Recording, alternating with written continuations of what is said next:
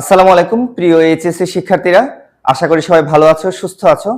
আমরা সংখ্যা পদ্ধতি রূপান্তরের ক্লাসগুলোতে গত দুটি ক্লাসে আমি তোমাদের কিভাবে একটি ডেসিমাল সংখ্যাকে অন্য পদ্ধতিতে রূপান্তর করবে এবং অন্য যে কোনো পদ্ধতি থেকে কিভাবে সংখ্যাগুলোকে ডেসিমালে রূপান্তর করবে এই রূপান্তরের নিয়ম দুটি পড়িয়েছি।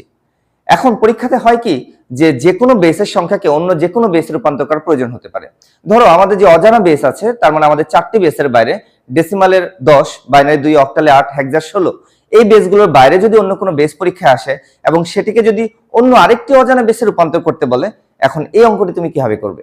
দেখো, আমাদের আগের দুটি ক্লাসে আমরা শিখেছি কিভাবে ডেসিমাল সংখ্যাকে অজানা বেসে নিতে হয় এবং অজানা বেস থেকে কিভাবে ডেসিমাল আনতে হয়। তো এই অজানা বেসগুলোকে যদি আমরা রূপান্তর করি, ধরো এখানে যদি কোনো সংখ্যা পরীক্ষায় আসে যে বেস 3 এর একটি সংখ্যাকে বেস 5 এর একটি সংখ্যাতে রূপান্তর করতে বলে, তাহলে আমরা কি করব? আমাদের এই রূপান্তরগুলো ডেসিমাল ছাড়া কোনোভাবেই পসিবল না। তুমি ডেসিমালটা মাধ্যমে তুমি এই রূপান্তরগুলো করবে। প্রথমত তুমি বেস 3 সংখ্যাকে ডেসিমালে নিবে, দেন ডেসিমালের সংখ্যাকে বেস 5 এ রূপান্তর করবে।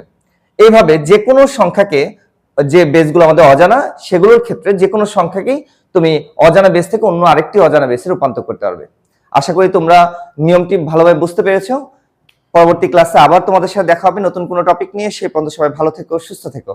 আসসালামু আলাইকুম।